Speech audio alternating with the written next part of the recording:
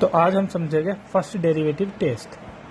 तो first derivative test समझने के लिए सबसे पहले हमें फंक्शन का इंक्रीजिंग और डिक्रीजिंग नेचर का पता होना चाहिए। अगर किसी भी फंक्शन का डेरिवेटिव फर्स्ट डेरिवेटिव निगेटिव अगर है तो फंक्शन कैसा होता है, डिक्रीजिंग फंक्शन होता है।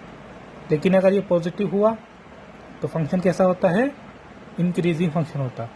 यहाँ पर एक पॉइंट्स और होगा, अगर फंक्शन ना पॉजिटिव हो ना निगेटिव हो, मतलब ये जीरो हो, तो यहाँ पर ये फंक्शन कैसा होता है, कांस्टेंट। इसके अलावा हमें एक चीज़ समझनी पड़ेगी, मोनोटोनिक फंक्शन। तो मोनोटोनिक फंक्शन दो तरह के हो सकते हैं, मोनोटोनिकली इंक्रीजिंग फंक्शन हो सकता है या मोनोटोनिकली डिक्रीजिंग फंक्शन। तो मोनोटोनिक इंक्रीजिंग का मतलब वो फंक्शन इंक्रीजिंग होगा, साथ में कांस्टेंट हो भी सकता है और नहीं भी हो सकता। इस तरह से मोनोटोनिकली डिक्रीजिंग फंक्शन भी वो कांस्टेंट हो भी सकता है और साथ साथ डिक्रीजिंग भी होगा। लेकिन ऐसा नहीं है कि इंक्रीजिंग अगर है तो फिर वो डिक्रीज भी करेगा। इंक्रीज और डिक्रीज में एक ही होगा कि अगर मोनोटोनिकली इंक्रीजिंग होगा तो कांस्टेंट हो भी सकता है नहीं भी, और इंक्रीजिंग होगा और साथ में सेम टू सेम डिक्रीजिंग भी। ठीक है, तो फर्स्ट डेरिवेटिव टेस्ट क्या होता है? फर्स्ट डेरिवेटिव टेस्ट के लिए हमें 4 पॉइंट समझने पड़ेंगे। अगर किसी भी फंक्शन का फर्स्ट डेरिवेटिव पॉजिटिव से किसी पॉइंट के बाद निगेटिव में कन्वर्ट अगर हुआ तो हमें हमेशा कैसा पॉइंट मिलता है, यहाँ पर इंक्रीजिंग फंक्शन होगा, क्योंकि पॉजिटिव है तो इंक्रीजिंग फंक्शन यानी कि फंक्शन इंक्रीज होगा इस तरह से। और उसके बाद कैसा फंक्शन है, निगेटिव, फर्स्ट डेरिवेटिव निगेटिव है तो इसका मतलब डिक्रीजिंग फंक्शन है, तो यहाँ से क्या है, डिक्रीजिंग फंक्शन।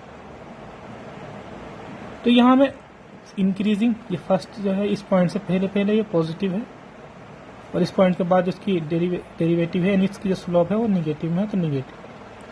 तो हमें क्या मिलता है, मैक्सिमम मिलता है इसमें।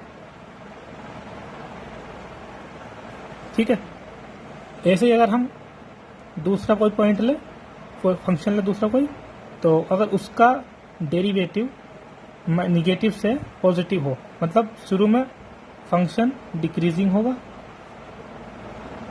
और एक पॉइंट के बाद में फंक्शन इंक्रीजिंग होगा, तो ये जो पॉइंट होगा हमेशा मिनिमम मिलेगा।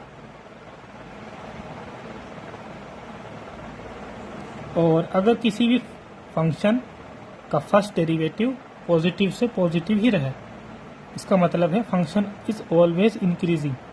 तो ये इस तरह से इंक्रीज हुआ, ये कोई पॉइंट था और उसके बाद फिर से इंक्रीज हुआ, तो यहाँ भी पॉजिटिव है, यहाँ भी पॉजिटिव।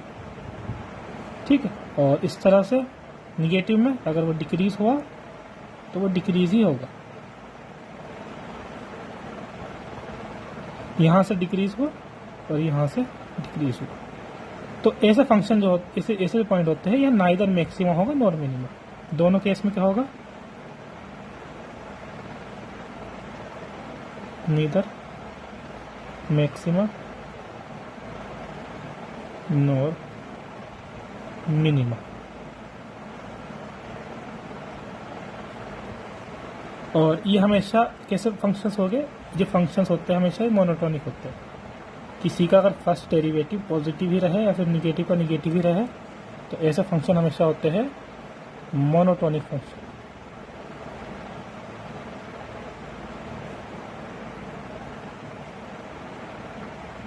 ये मोनोटोनिक फंक्शन हो गया, और ये हमेशा हो गया नॉन मोनोटोनिक फंक्शन।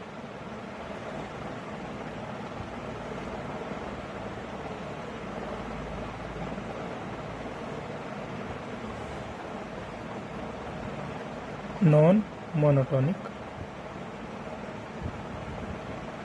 फंक्शन। तो यहाँ पर फर्स्ट डेरिवेटिव टेस्ट यही स्टेट करता है, अगर किसी का अगर डेरिवेटिव पॉजिटिव से निगेटिव अगर हो तो हमेशा हमें मैक्सिमम पॉइंट मिलेगा।